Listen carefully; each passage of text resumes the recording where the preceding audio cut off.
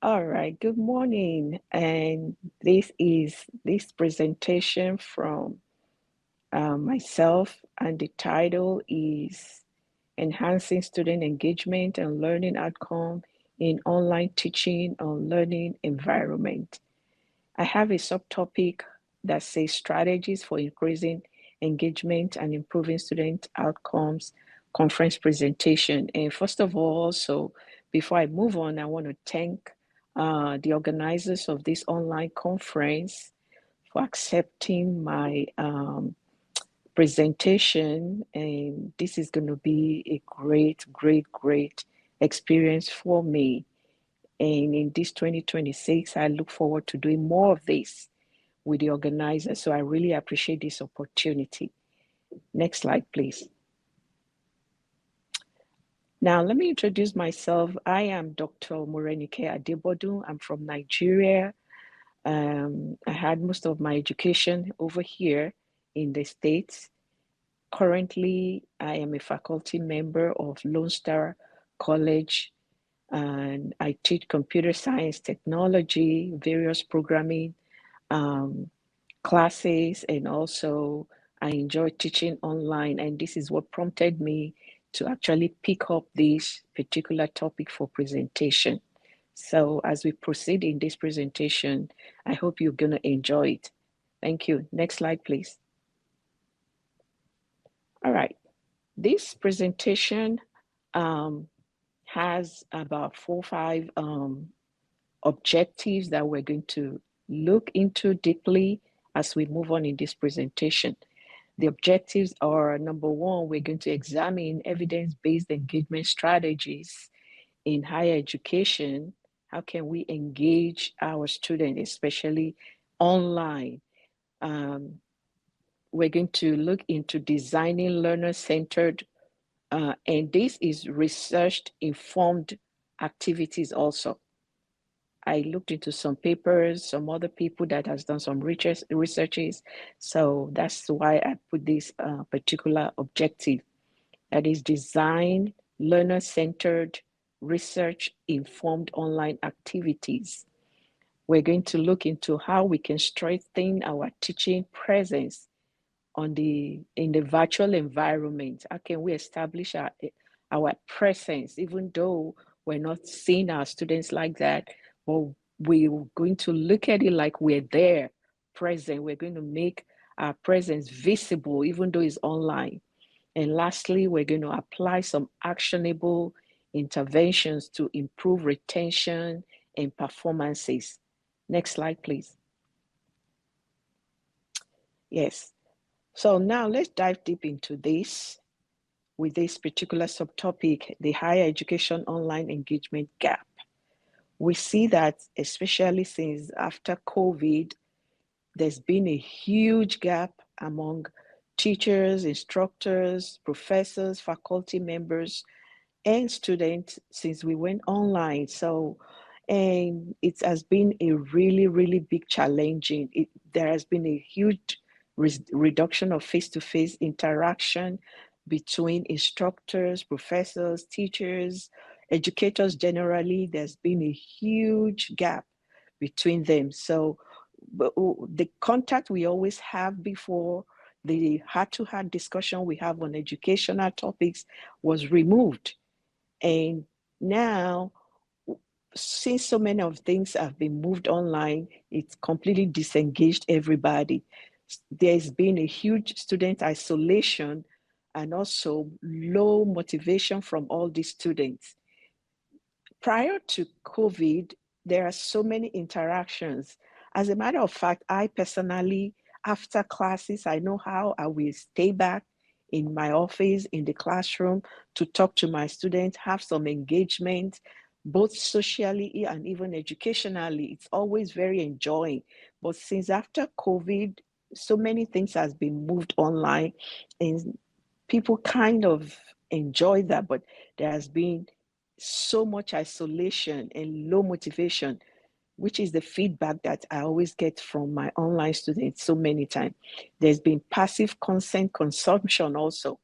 Students don't want to, actually, they don't even have time to put in so much time into their education or to the content that instructors are sending over online interaction. There has been inconsistent participation, retention and completion, concerns and feedback now became a huge mechanism that we needed to address. So there's been a huge gap, a lot of dropouts we are seeing because the motivation is missing, the heart-to-heart discussion is missing, the contact encouragement, that heart is missing. So there's been a huge gap in this. And no, so now we're trying to figure out how all these things, all these obstacles can be taken out. Next slide, please. So based off of the research that we found out, what research tells us is that active learning will always increase retention, will always increase understanding.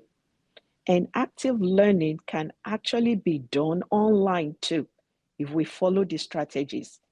Instructors' presence significantly impacts student success. There's a way we can establish our presence even though it's online. And as we proceed in this presentation, we will see some strategies also. Research also tells us that timely feedback always improves performances and persistence. With timely feedback, when we feed our students back on what they have done, they're not going to feel isolated. They're not going to feel that, oh, I'm by myself in all this. Research also tells us that clear structure, whatever we are putting online, when we clear the structure very well, it reduces cognitive overload. Next slide, please. So how do we design learner-centered online courses? Number one, to design learner-centered online courses, we have to align our learning objective, activities, and assessment based off of our LMS, that is our learning outcomes. We have to design them such that the learning objective, we go line by line, objective by objective with our learning outcomes. All our LOSs, every one of them must align. We have to incorporate real world problem-based tasks. For example, I am a computer programming instructor. I usually will tell my students to physically on their own write some programs outside the regular assignments I give them, like some gaming programmings, some other programming that makes things work. So I usually try to incorporate real world problem-based tasks, something my student can enjoy on their own. And most of the time when I do this, I don't usually attach grades to it because students will feel that, oh, this is based off of grade. No, I try to make them know that what you're doing is for you and it's going to give you a kind of pleasure that you're the one that designed this to make it work. Do it and just send it back to me. And sometimes I schedule with them to meet online and we discuss about what they have done. And also chunking content into marginable modules. When we put our content into marginable modules, like maybe every week, 2 weeks, weekly, module by module, it helps the online learners to actually stay active. We offer varied content format, video discussion, readings. Discussion and videos is always, I notice that it always attracts their attention most of the time. So I basically record some videos, put it online for them to see, and I sometimes schedule video conferencing also. And also building some reflection opportunities into our learning outcomes. When we build these reflections, and what I mean by reflection is every week, at the end of every week, I sent out some notification about how their week went on. And based off of this module that we looked at this week, tell me what you feel like. Do you feel that this is too difficult? Do you need more attention? Do you need more examples? Do you need more explanations? So I try to build in reflection for them to make them reflect on what they have done so far during the week. Next slide, please. Now, all this will cause them to be a defined interactive mode for them. So this leads me to interactive strategy for the engagement. So all these strategies I'm talking about, I have done them, I have put them into practice. That's why I can talk about them. I usually will engage with it, live polls, quizzes. And these quizzes, not every one of them are based off of grade, because when student hears about grade, they feel, let me just do it and go, let me just do it and go. But I do it, these quizzes for them so that they have more confidence. This is one strategy that has really helped me. Live polls, I put it online for them. For example, recently I did a poll on C++ programming class, that this particular class, how do you feel? Are you on the level between 0 and 10? Tell me what your levels are and all of that. And I got some good feedback. Case studies and simulations. Think, peer, share in breakout rooms. This particular think, pair, share in breakout rooms works more when you schedule students with online, like Zoom classroom and all of that. You break them into rooms, into groups, and then you too, you must be present. Make sure you check into all these rooms. For example, if you have 4 rooms and you give them 20, maybe 5-10 minutes to discuss among each other, make sure you pop into those rooms to let them know that, oh, I'm there. I didn't just put you in this room for me to go do something else. No, I'm always present in those rooms. Spend some 2 minutes, ask questions from each group. What did you discuss? What are the outcomes, depending on what we're actually working on as at that point. And also, I usually will use interactive discussion boards with guiding prompts. I put prompts for them.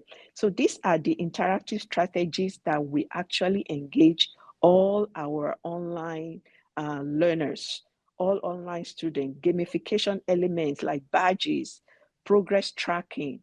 I have all these things that help them. There is something I called for myself early alert, even though I have it also on my my college platform, but I designed something for myself that I call it also early alert. Once I find that a student is not doing their assignment in a week, or they're asking me for too many extensions, it gives me, my early alert will pop up, and then I quickly send an email to such a student that I see that this week you're missing 2 assignments. Is there any help you need? Is there something going on? And all of this will help our online learners with interactive engagement. They feel they are not by themselves, they are not isolated. Next slide, please. And how do we leverage all these collaborative tools? To leverage our collaborative tools, number one, I share a lot of documents with them for group projects. Anything I find online, anything I find in the textbook that I know can help them, I will always share with them. And then I tell them also to go ahead and find things also and share with me and share between each other. Whatever assignment they do, I call it peer review assignments. We will group ourselves in those rooms, look into the assignments that we all did together. And every time at the end of the classrooms like that, in those rooms, I tell them, don't forget we're in this together. You're not by yourself, you're not isolated. I usually will share my virtual whiteboards also on days like that. And this has always helped our community building activities. When we do this, we talk to each other either by chat box, or some even will talk physically that, oh, these are the things we have done. And this actually how we have been leveraging collaborative tools in online classrooms. Next slide, please. Strengthening instructor presence. How can you strengthen your presence? How can you make your student to know that you are not just giving them assignments online? You are not just putting out things for them to read. You are not just giving them reading assignments. How do you make yourself known? Because if we are not careful throughout the semester, our students might not even know who we are. But when we make videos, for example, I make videos a lot. I do those videos, I put it online for them. And one thing I also do is that weekly, every Monday morning, I put out an announcement for them to check up on how was your week, things like that. And then I encourage them, list the new topics we are going to learn for the new week and remind them with the calendar also, the syllabus and all of this weekly announcement every Monday morning. I make sure I do this. For example, today, Monday morning, I've done like a couple of them ahead of time.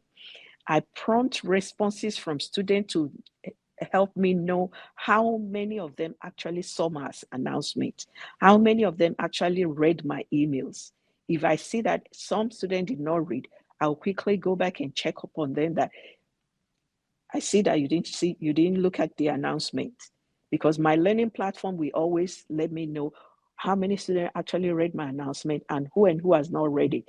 So I prompt responses from them to inquire if students actually check my emails, if they actually read the announcements and all of that. And I ask from them their personal feedback, active facilitation in discussion. We make sure that everybody responds to the discussion prompts that we put online.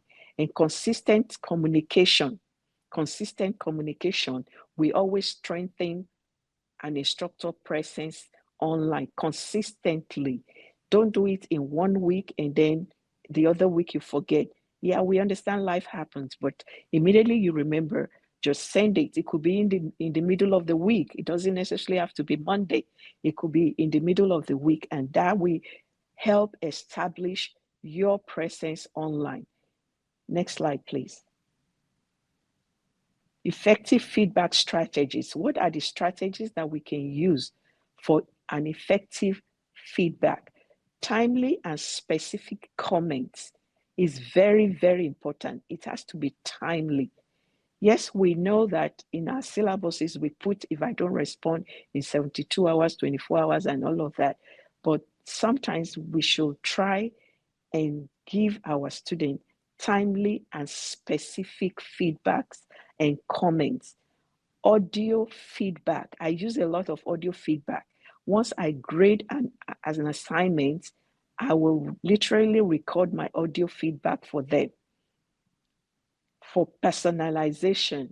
And if I'm typing also, I will include their first name. Take, for example, if I have a Michael in my room, I will always give a feedback calling them by their first name. Michael, thank you for what you have done, but this particular assignment, you should have done it this way or this way. But this is a very good job you have done. But there is more improvement there's room for improvement. I do this audio and I'll also will send it as a written feedback concerning the assignment. And also rubrics that is aligned with learning objective is also a very effective feedback. Every assignment, every class we have online, let us always use consistent rubrics aligned with that assignment and also aligned with objectives is always a fantastic way for effective feedback and is a very good strategy also. Opportunities for revision and improvement is a very good strategy for online learners, for instructors to use so that the revision they see online all the time will help them. Several times I've done it that I give assignments and my students send me email that, oh, I need a clarification on this. I will always go back and do the revision of that particular assignment. And I make sure my feedback also is constructive, is growth-centered. I will always tell them there is always room for improvement, or this is not the end of the road. We can always do better. If you need further help, don't hesitate to call me. Send me an email. Send me something. Let me know. where you are, where you're stopped. And every time I always end my note with, we're in this together. And this has always established my presence with most of my students online. Next slide, please. And motivating online learners. Everything I've been saying from the beginning of this presentation actually tends towards the motivation, because we don't want to lose their presence. We don't want to lose their interest. I always make sure I have clear expectation and transparent grading. In the syllabus, we have it there, on the calendar, and also on my opening page on my announcement. I will always put my clear expectation and my grading, how you are graded, how you are graded. I always put it there. Relevance to a real world application. As an online instructor, everything we do must be relevant to the real world. Our expectation should not go beyond, because if we are not careful, we will lose all these online learners. Choice and autonomy of assignment is also very important. Is this assignment relevant to the topic, to the chapter we are looking at this week? Our assignments will motivate them. If you give an assignment that is outside the chapter, there's every tendency we will go somewhere else and find the answer and just put it there. But there is no learning process in there. The recognition of achievements. Based off of my college where I work, there's a page on our learning platform where we call it kudos. I send kudos to them. The ones that are doing very well, I send it. The ones that are middle average, I send it. And the ones that need improvement, I will always send. I make use of these kudos a lot. I recognize the ones that have done exceptionally well. Several times, some of my students will send me an email, oh, I received this notification. I will go ahead and explain to them that is a recognition of the assignment that you have done. And I really appreciate that. It also helped them to build a supportive learning community. Once they know that everybody likes to be appreciated, that's one thing. Doesn't matter if you're young or old, every one of us loves to be appreciated. So it builds a supportive learning community. Next slide, please. Now, how do we measure engagement and outcome? How do we measure it? How do we measure this engagement? First of all, on our learning platform, every learning platform has analysis where we go into grade, and the analysis is there step by step, broken down, either by pie chart or bar chart. We see it there. We use this particular analysis to know which student need help. This is how we measure their participation every week, attendance every week. We check on it, and all LMS data has always been a huge help. All LMSs have this analysis. As an online instructor, making use of this LMS data helps us to measure their engagement. It shows us exactly what date a student logged in, what time, how many times in a week, how long they spent. I make use of this a lot. And sometimes I will just take a screenshot of those data on my LMS and email it to students that, look, I am seeing that your performances is really high, or you need to do more, you need to log in more, you need to do this, you need to do that more. So if we use these measuring engagements and we let students know that we are checking on their time of engagement, it will also motivate, engage them, enhance their presence online. Formative assessments. When we look at all this data, we now begin to form our assessments on each of the students. And from this formative assessment is where I usually will bring out my kudos badges for them. Mid-course feedback surveys, all these are present on our LMSs, or we can even design it on our own. There are so many resources online these days that helps with mid-course feedback surveys. You can design a survey and just send it to students, maybe during the mid-semester uh, testing. You can send it to them and all of them. Completion and performance metrics, continuous course improvement circles.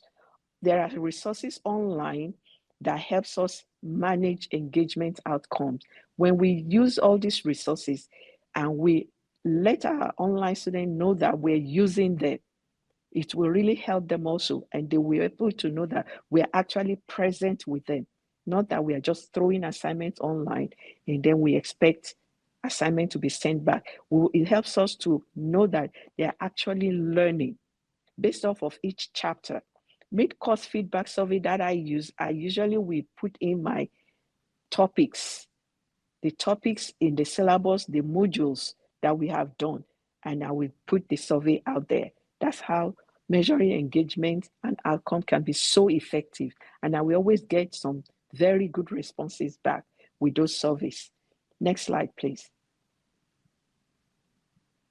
What are the action plans for immediate implementation?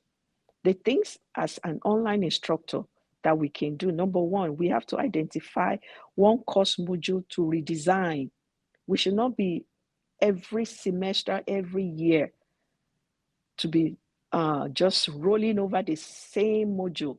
We can redesign our module. Let's look at what we used like 2 years ago. We should not be using it continuously. We can always redesign. This also helps us to be on top of our classes. Immediate implementation, you can always redesign your module. You can integrate new interactive strategies by gamification. I recently just introduced gamification. I've not been using that. And what I mean by gamification is design some little programs that will help my students to engage in some gamings. And enhancing instructor communication plan. How do you communicate with them? What are your plans? Put it in place. Do you want to do it every week or twice a week, depending on how much time you have? Action plan, enhancing your communication plan, is also something that will help you help our students also online. Implement structured feedback process. What are the process of my feedback? Our feedback must be structured, tailored towards the module that we are looking at or a chapter that we are looking at. And then we have to gather student feedback for our own refinement too. I do this a lot. I just send some feedback. I send some questions about myself. At the end of semesters or mid-semester sometimes, like we have student evaluation. I design my own. And also I use student evaluation. I go in there once it's completed and we can read it. I go in to see what my students said about the class. And if I see that there's anything not going too well, I try to use their feedback and improve on those areas. Next slide, please. So lastly, with all this presentation, one thing I want us to discuss or on your own to reflect on is to check on yourself. What engagement challenges do you think you face? Is it communication? Whatever engagement challenges you think you face can be worked on. Which strategy can you implement out of everything that I've talked about? And how will you measure improvement in outcomes? All this will help when we reflect on this to enhance our presence, to enhance learning online. And I hope this presentation will help us as we reflect on it. Next slide, please. So in conclusion, engagement will drive learning outcome. If students are disengaged, especially since we are not face-to-face, nothing will come out of it. And everything we're teaching, we want continuous growth from our students. Engagement drives learning outcome. Intentional course design will always increase participation. Intentional course design will increase participation. Instructor presence, this is very important, will strengthen our student motivation. Once they know that you are going to talk to them, maybe through the video or even your announcement, you see students looking forward to see what instructor will send out. What is the video this person is going to send out next week? Interactive strategies also enhances retention. When students engage in discussions online, when you do a Zoom classroom or team and you break them into rooms, knowing fully well that they're going to be taught speaking to each other, it will all is a good strategy that enhances retention. And small changes can produce significant impacts. As small as that change is, there will be a huge impact, which I have actually noticed from my experience in teaching online students. Next slide, please. And these are the references that I used in presenting this slide. And I hope with this presentation, we'll be able to take something home and take something back into our online classroom that we're going to be using for effective learning. Thank you so much.